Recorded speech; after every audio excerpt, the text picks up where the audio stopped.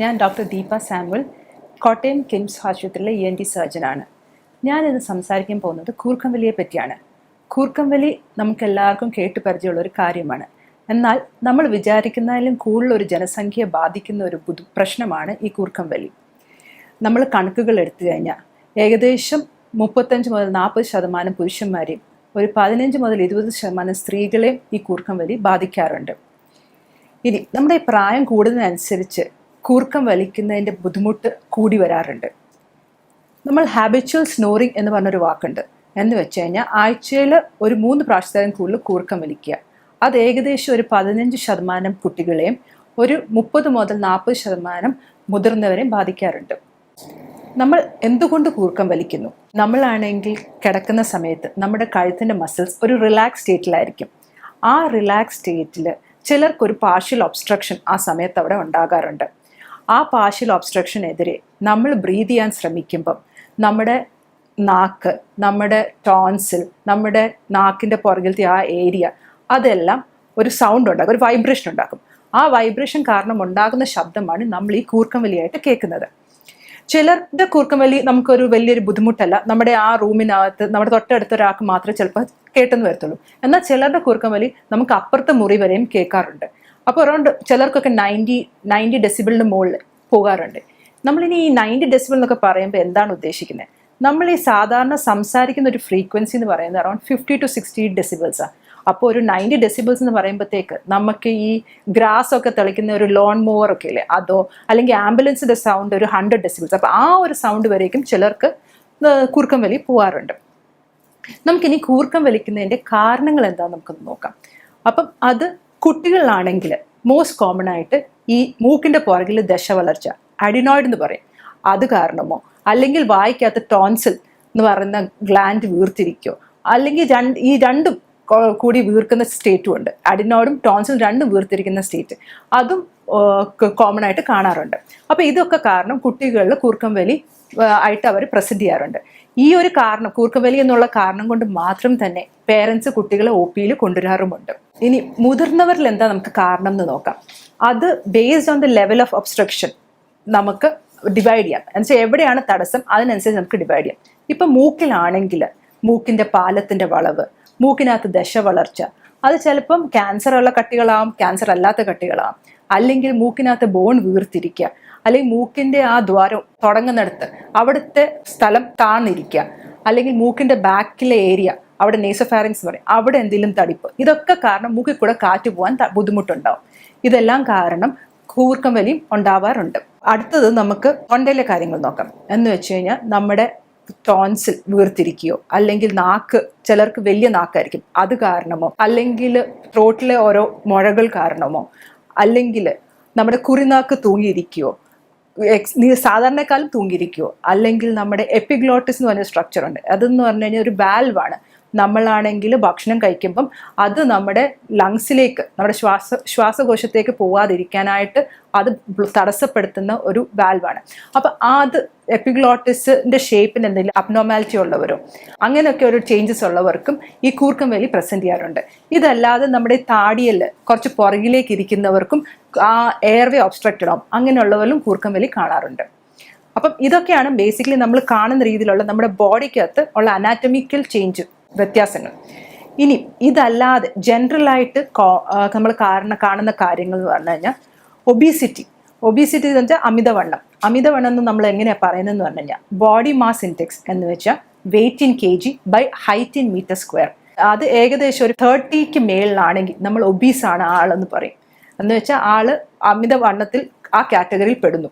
ഇനി അതല്ലാതെ പിന്നുള്ള കാരണങ്ങൾ എന്ന് പറഞ്ഞു കഴിഞ്ഞാൽ അമിതമായിട്ട് ആൽക്കഹോൾ എടുക്കുക, അല്ലെങ്കിൽ മയക്കുമരുന്നുകൾ എടുക്കുന്നവർ, അല്ലെങ്കിൽ ഉറങ്ങാനുള്ള ഗുളികൾ എടുക്കുക, ഇങ്ങനെയുള്ളവരിലൊക്കെ കൂർക്കം വലി കാണാറുണ്ട്. കൂർക്കം വലിയും അമിതവണ്ണവും കൂടി ഒരു ഇന്റർറിലേറ്റഡ് ആണ്. എന്ന് വെച്ച് കഴിഞ്ഞാൽ കൂർക്കം വലിക്കുന്നവരിൽ പൊതുവെ അമിതവണ്ണം ഉള്ളവരായിരിക്കും. അതുപോലെ തന്നെ അമിതവണ്ണം ഉള്ളവരിൽ എന്തായാലും കൂർക്കം വലിയും ഉണ്ടായിരിക്കും. അതൊരു സൈക്കിൾ തന്നെയാണ്. കൂർക്കം വലി കാരണം എന്തൊക്കെ പ്രശ്നങ്ങൾ, എന്തൊക്കെ ബുദ്ധിമുട്ടുകൾ ഉണ്ടാകും.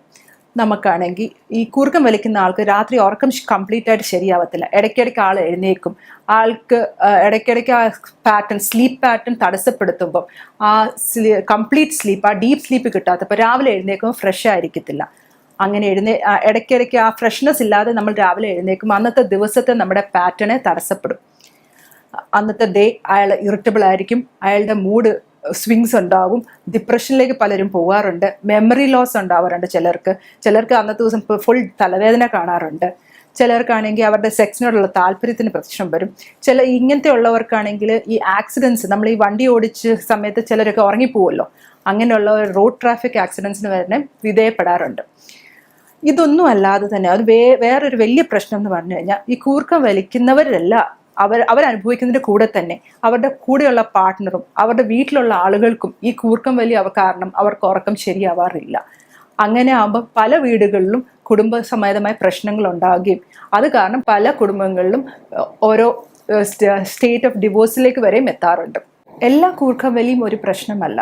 എന്നാൽ ചിലപ്പോൾ നമ്മൾ കൂർക്കം വലിക്കുമ്പം നമുക്ക് നമ്മുടെ ശ്വാസം തടസ്സപ്പെടുകയും അതിന് നമ്മൾ പറയുന്ന കണ്ടീഷൻ്റെ പേരാണ് ഒബ്സ്ട്രക്റ്റീവ് സ്ലീപ്പ് ആപ്നിയ, അല്ലെങ്കിൽ ഒസാസ് എന്ന് പറയും. ഒബ്സ്ട്രക്റ്റീവ് സ്ലീപ്പ് ആപ്നിയ എന്ന് പറയുമ്പോൾ നമ്മുടെ ബ്രീതിങ് ഓൾമോസ്റ്റ് 10 സെക്കൻഡ്സിനാലും കൂടുതൽ ബ്രേക്ക് ആക്കുകയും അങ്ങനെ ഒരു രാത്രി തന്നെ 5 എപ്പിസോഡിനാലും കൂടുതൽ ഉണ്ടാകുകയെന്ന് പറയുന്നതാണ് ഒബ്സ്ട്രക്റ്റീവ് സ്ലീപ്പ് ആപ്നിയ. ഇത് എന്തുകൊണ്ട് സംഭവിക്കുന്നതെന്ന് വെച്ച് കഴിഞ്ഞാൽ, നമ്മൾ ഉറങ്ങുമ്പം നമ്മുടെ ബ്രീതിങ് ബ്രേക്ക് ആകുകയും അത് കാരണം നമ്മുടെ രക്തത്തിലുള്ള ഓക്സിജൻ്റെ അളവ് കുറയുകയും നമ്മുടെ കാർബൺ ഡൈ ഓക്സൈഡിൻ്റെ അളവ് കൂടുകയും ചെയ്യും. ഇത് കാരണം നമ്മൾ ഉറക്കത്തിൽ ഞെട്ടി എഴുന്നേക്കുകയും അത് കാരണം നമ്മുടെ സ്ലീപ്പ് പാറ്റേണെ അത് ബ്രേക്ക് ആക്കുകയും ചെയ്യും. ഇത് കാരണമുള്ള ബുദ്ധിമുട്ടെന്ന് പറഞ്ഞു കഴിഞ്ഞാൽ, നമ്മുടെ ആ ഓക്സിജൻ്റെ അളവ് രക്തത്തിൽ കുറയുകയും നമ്മുടെ ലങ്സിലേക്കും ഹാർട്ടിലേക്കും കിട്ടുന്ന ഓക്സിജൻ്റെ അളവ് കുറയുകയും ചെയ്യും. അത് കാരണം പല അസുഖങ്ങൾക്കും ഇതൊരു കാരണമാകാറുണ്ട്. മോറോവർ നമ്മുടെ ഈ ഡയബറ്റിസും BP ഒക്കെ ഉള്ള ആളുകളിലാണെങ്കിൽ അതിനായിട്ട് മൾട്ടിപ്പിൾ ഡ്രഗ്സ് ഒക്കെ എടുക്കുന്നവർക്ക് നമ്മളാണെങ്കിൽ ഇത് പ്രത്യേകം ഇങ്ങനെ അസുഖമുള്ള പ്രശ്നമുള്ളവർ പ്രത്യേകം ശ്രദ്ധിക്കുകയും വേണം. അല്ലെങ്കിൽ അത് പല രോഗങ്ങൾക്കും അത് കാരണമാകാറുണ്ട്.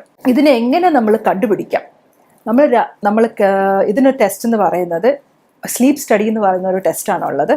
അത് നമ്മൾ ഐഡിയലി നമുക്ക് ഹോസ്പിറ്റലിലോ അല്ലെങ്കിൽ നമ്മുടെ വീടുകളിലോ തന്നെ ചെയ്യാം. ഇതെല്ലാ സെൻറ്റേഴ്സിലും നമ്മുടെ കേരളത്തിൽ ഒരുവിധം എല്ലാ ഹോസ്പിറ്റൽസിലും ഇപ്പോൾ അവൈലബിൾ ആണ്.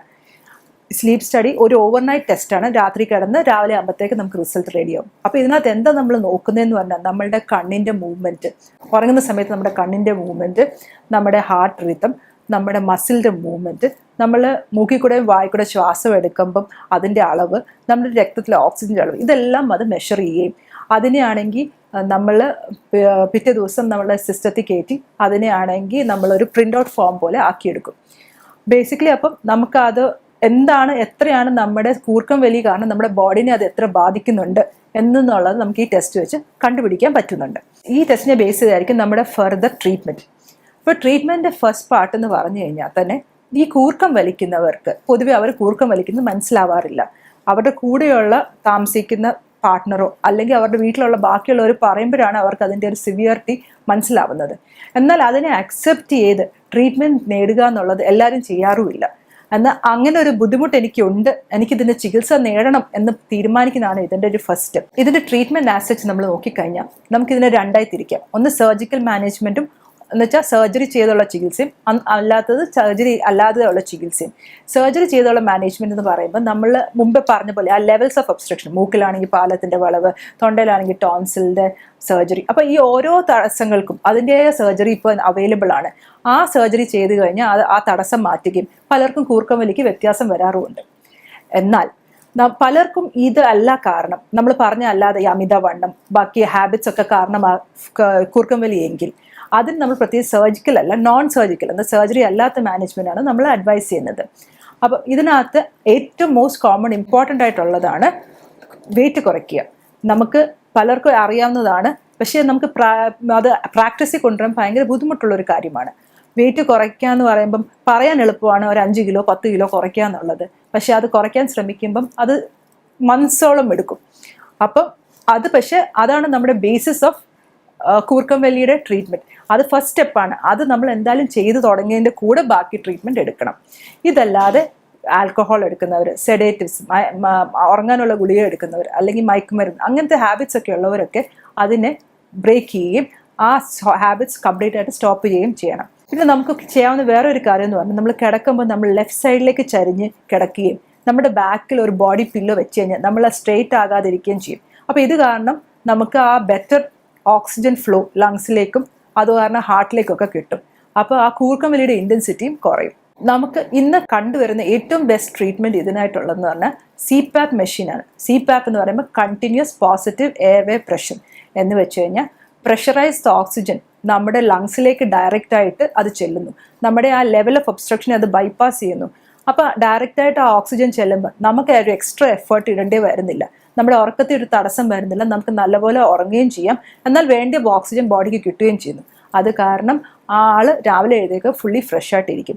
ഇത് ഉപയോഗിച്ച് പലർക്കും നല്ല വ്യത്യാസമുണ്ടെന്ന് നമുക്ക് പറഞ്ഞു കേട്ടിട്ടുമുണ്ട്, നമ്മൾ കണ്ടിട്ടുമുണ്ട്. അപ്പം ഈ CPAP മെഷീൻ എന്ന് പറയുന്ന കാര്യം പല സ്ഥലങ്ങളിലും പല വെറൈറ്റി പല മോഡലുകൾ എല്ലാം അവൈലബിൾ ആണ്. പല റേഞ്ച് ഉണ്ട്. അപ്പം നമുക്ക് ഏതാ സൂട്ടബിൾ എന്നുള്ളത് നമ്മൾ ചെക്ക് ചെയ്ത് നോക്കിയിട്ട് അതിനെ ഉപയോഗിക്കുന്നതാണ് ഏറ്റവും നല്ലത്. ഇതല്ലാതെ നമ്മുടെ ഈ മുൻപ് പറഞ്ഞ നമ്മുടെ മൂക്കിൻ്റെ ആ തുടക്കത്തിലുള്ള നേസൽ വാൽവ്, ആ തുടക്ക ഭാഗം അവിടെ കൊളാപ്സ് ഉള്ളവർക്ക് അത് ഓപ്പൺ ചെയ്ത് വെക്കത്തക്ക രീതിയിലുള്ള മെഷീൻ ഇപ്പോൾ അവൈലബിൾ ആണ്. അല്ലെങ്കിൽ നമ്മൾ മുമ്പേ പറഞ്ഞ പോലെ ആ താടിയിൽ പുറകിലേക്ക് ഇരിക്കുന്നവർ അത് മുന്നോട്ട് അഡ്വാൻസ് ചെയ്യുന്ന ടെക്നിക്ക് ഇപ്പോൾ അവൈലബിൾ ആണ്. അപ്പം നമ്മൾ കറക്റ്റായിട്ട് ഏതാ നമുക്ക് വേണ്ടിയെന്നുള്ളത് നമ്മൾ ആ ഡോക്ടറോട് സംസാരിച്ചിട്ട് അത് നമ്മൾ തീരുമാനിക്കണം. ചുരുക്കം പറഞ്ഞു കഴിഞ്ഞാൽ കൂർക്കം വലിക്കുന്നുണ്ടെങ്കിൽ നിങ്ങൾ ഒറ്റയ്ക്കല്ല. ഈ ലോകത്ത് നിങ്ങളുടെ കൂടെ തന്നെ ഇതേ ബുദ്ധിമുട്ടുള്ള അനേകരുണ്ട്. അപ്പം ഏറ്റവും അത്യാവശ്യം വേണ്ടിയെന്ന് പറഞ്ഞാൽ അതിന് ചികിത്സ തേടുകയും ഈ ബുദ്ധിമുട്ടിൽ നിന്നൊരു മോചനം നേടുകയാണ് അത്യാവശ്യം.